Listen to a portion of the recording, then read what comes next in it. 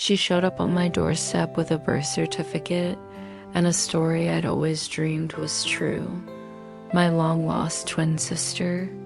I welcomed her into my home, into my heart. My husband, Daniel, was so supportive, so kind to this stranger who wore my face.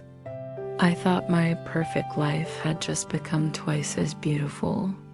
I didn't know I had invited the enemy to sleep down the hall. The sister I was sharing my memories with was the same woman who was sharing my husband's bed. The moment I opened the door and saw her, my world tilted. It was like looking into a slightly distorted mirror. She had my eyes, my smile, the same small scar above her left eyebrow from a childhood fall I could barely remember. Her name was Jessica, and she was holding a faded birth certificate that listed my mother's name and a story of a closed adoption I had spent my entire life dreaming about. I had always known, somewhere in the quiet, lonely corners of my soul, that I was a twin, and now she was here.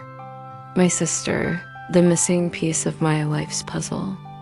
I pulled her into an embrace, tears of a lifetime of longing streaming down my face, and welcomed her into my home. My husband, Daniel, was the pillar of support I knew he would be. He was kind and welcoming to Jessica, treating her with an immediate warmth and familiarity that touched my heart. "Our home is your home," he told her, his smile genuine. I watched them interact, my heart swelling with a happiness so profound it almost hurt. My perfect life, my loving husband, and now my sister. It was a fairy tale. I was so blinded by the magic of the reunion that I didn't see the subtle signs that something was wrong. I didn't notice that Daniel's kindness seemed a little too practiced, his questions about her past a little too leading, as if he already knew the answers. Jessica was a master storyteller. She wove a beautiful, tragic tapestry of her life, the loving but simple adoptive family, the constant feeling of being incomplete, the years-long search that had finally led her to my doorstep. We would stay up for hours, looking through my old photo albums, and she would point to a picture of me and say, "I remember feeling that," as if she had been there all along. The seduction wasn't romantic. It was a deep psychological weaving of a shared history that was a complete and utter fabrication. She was seducing me with the one thing I wanted more than anything, a past where I wasn't alone. She was so good, so convincing that I never once questioned her. I eagerly offered her the empty guest room, insisting she stay with us until she was on her feet. Daniel encouraged it. "It's the least we can do," he'd said, his arm around my shoulder. "Family takes care of family." The three of us quickly fell into a comfortable domestic rhythm. We'd cook dinner together, watch movies, a perfect happy trio. I was living in a dream, blissfully unaware that I was the only one who didn't know the script. I thought I had found my sister, my other half. I had no idea that I had just welcomed a viper into my home, a woman who wore my face and who, along with my husband, was about to inject a poison so potent it would burn my entire world to the ground. The first few weeks with Jessica living with us were a whirlwind of fabricated nostalgia. It was everything I had ever dreamed of. We would try on each other's clothes, finish each other's sentences, and marvel at our shared quirks. But as the initial euphoria began to fade, tiny, dissonant notes began to disrupt our perfect harmony. They were small things, inconsistencies that I would quickly dismiss. My desire for this sisterhood so strong that it blinded me to the truth. 1. evening, I was telling her a detailed story about our maternal grandmother who had passed away when we were infants. Jessica nodded along, her eyes full of feigned emotion, but then she said, "I always wished I'd known her. Mom said she had the most beautiful red hair." My blood ran cold for a second.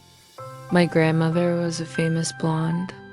I corrected her gently, and she covered her mouth, laughing it off.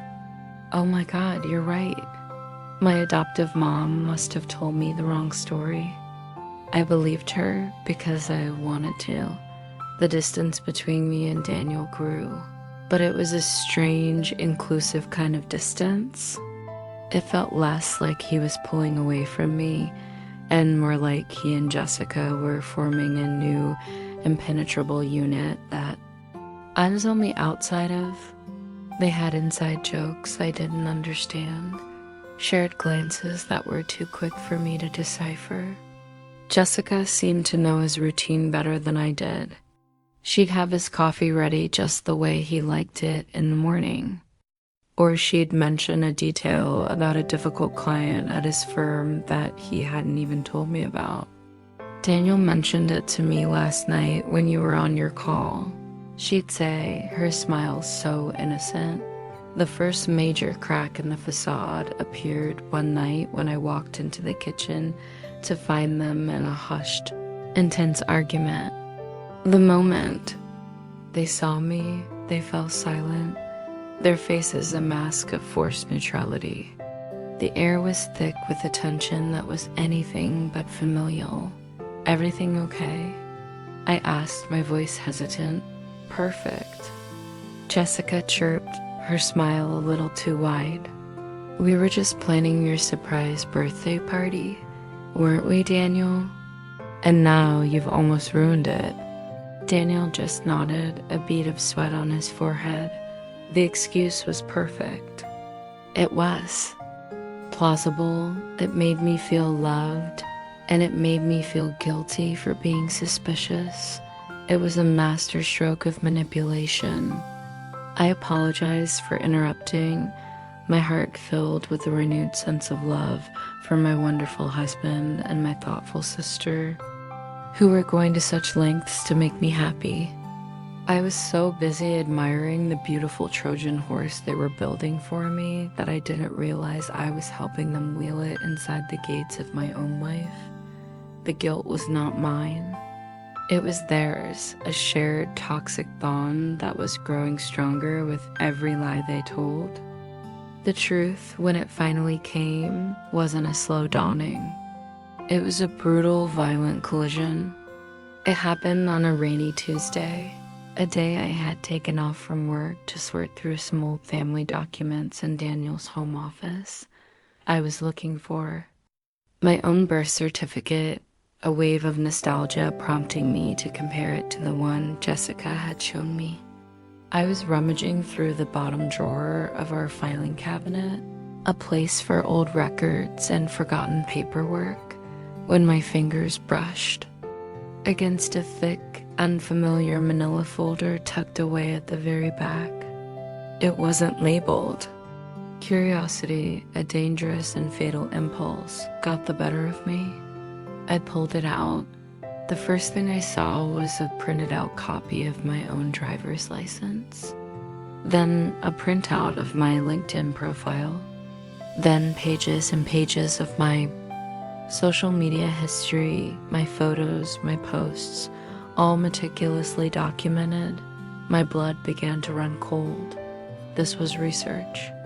A file on me. Then I saw the next document, a private investigator's report detailing my daily routine, my place of work, my friends. I felt a wave of nausea. Why would Daniel have this? And then I found it. A different driver's license tucked between the pages. The photo was of Jessica, the woman living down the hall from me, the woman who wore my face, but the name was wrong.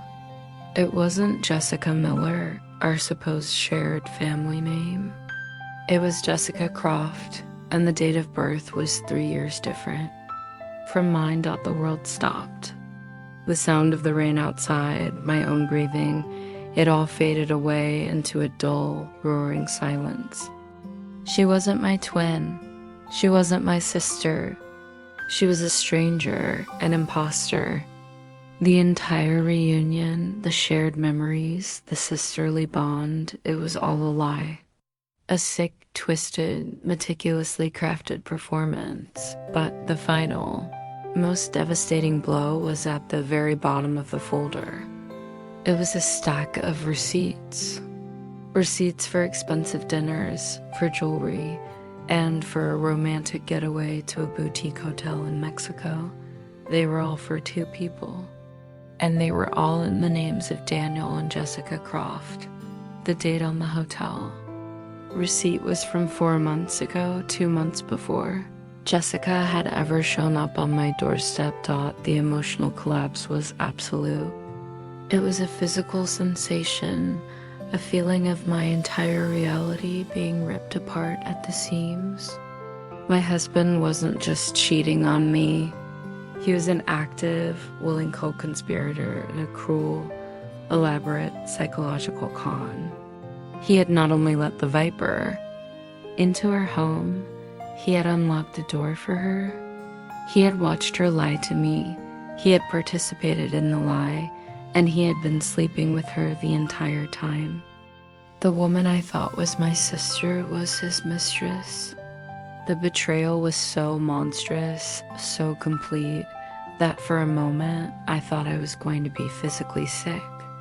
I just sat there on the floor of my husband's office, holding the evidence of my own shattered life in my trembling hands. Rage is a surprisingly quiet emotion. When Daniel and Jessica walked through the front door later that evening, laughing about something, I wasn't screaming. I wasn't crying. I was sitting on the sofa in the living room, a chilling, dead calm, having settled over me. On the coffee table in front of me, I had arranged the contents of the folder, Jessica's real ID, the private investigator's report on me, the receipts from their romantic getaway. It was an altar of their deceit. They fell silent the moment they saw me, their laughter dying in their throats. They saw the file on the table, and the color drained from both their faces. The game was over. I believe this belongs to you, Jessica, I said, my voice unnervingly steady. I slid her fake ID across the table, or should I say Miss Croft. The emotional storm that followed was not mine. It was theirs. Daniel was the first to break, collapsing onto a nearby chair, his head in his hands, mumbling a pathetic stream of apologies. Jessica, however, was a different story. The mask of the sweet, long-lost sister dropped away, revealing something hard, cold, and defiant underneath. The fear in her eyes was replaced by a contemptuous glare. "So you found out?" she said. Her arms crossed. "I knew you weren't smart, Sarah, but I didn't think you were that stupid for this long." "Why?" I whispered, the one-word question carrying the weight of my entire shattered world. And then she told me. Daniel had met her online over a year ago. He had become obsessed with her, but he was too much of a coward to leave his comfortable life with me. Jessica, in turn, had become obsessed with my life. She had studied me, learned me, and then she had concocted this insane, brilliant, monstrous plan. The twin sister story was her idea, a way to get inside my life, to test it out, to see if she could not just have my husband, but become me. "He wanted me, but he wanted your life," she said with a cruel smirk. "I was just making it easier for him to have both. I took what you were going to lose anyway. He was never truly yours." Daniel, sobbing, tried to deny it, but his denials were weak. He was a willing participant, a man so weak and so infatuated that he had allowed this stranger to orchestrate the complete psychological destruction of his own wife. I looked at them, at this pathetic man and this sociopathic woman, and I felt nothing. The love was gone, the sisterly affection was a joke. The hard choice wasn't about forgiveness, it was about erasure. I stood up and walked to the kitchen, picking up my phone. "What are you doing?" Daniel asked, his voice panicked. "I'm calling the police," I said calmly. "I'm sure they'd be very interested in Miss Croft's fraudulent documents and the conspiracy to defraud. I wonder what the legal term is for what you two have done." That was when Jessica's composure finally cracked. The smugness was replaced by raw animal fear. They had mistaken my heartbreak for weakness. They had no idea that a woman with nothing left to lose is the most dangerous woman of all. I didn't actually call the police. The threat was enough. Watching the color drain from their faces, seeing their smug conspiracy crumble into pathetic, primal fear, was a satisfaction more potent than any legal justice. I gave them 1 hour to pack their things and get out of my house, out of my life, forever. I sat on the porch, a silent, cold sentinel, as they scurried out like the rats they were, carrying their bags of clothes and their shared ugly secret. When their car finally pulled out of the driveway, the silence they left behind was the most beautiful sound I had ever heard. The aftermath was a quiet, desolate landscape. The house felt violated, every room tainted with the memory of their lies. My breakdown was not about losing Daniel. I was mourning a different, more profound loss, the death of a dream. For a few beautiful months, I had believed I had a sister. I had shared my deepest secrets, my childhood memories, with a woman I thought was my other half. The grief of losing a twin who had never actually existed was a strange, lonely, and uniquely painful experience. She hadn't just stolen my husband, she had stolen my hope. The emotional twist came a few weeks later. I was cleaning out the last of their things, a cathartic act of reclaiming my space. In a box of Daniel's old university textbooks, I found a hidden compartment. Inside was a small, worn, leather-bound journal. It was his. His handwriting filled the pages, and as I started to read, a new, more complex layer of the story revealed itself. The entries chronicled his affair with Jessica, but they were not the words of a man in love. They were the words of a man being psychologically manipulated, of a man trapped by a woman who had exploited his weaknesses and his fascination with my own life. He had been a victim too, in his own way, a weak, foolish, and easily led victim, but a victim nonetheless. My revenge, I realized, wasn't the satisfaction of kicking them out. My real revenge would be my own healing. It would be my refusal to be defined by their twisted, pathetic drama. I threw the journal away. Their story was their own prison now. I didn't need to read it. I sold the house, the beautiful stage for our ugly play, and I moved to a small apartment by the ocean. I hired a real private investigator, not to find my fake sister, but to find the truth, to see if my real twin was out there somewhere, waiting to be found. I didn't know what I would find, but for the first time, the search was mine alone. I was no longer a victim in their story. I was the protagonist of my own. They tried to steal my life, my husband, my very identity. They thought they had broken me, but they only revealed a strength I never knew I had. I walked away from the wreckage, not as a victim, but as a survivor. So tell me, what is a greater revenge against those who lie to you? To punish them, or to simply erase them and write a better story for yourself?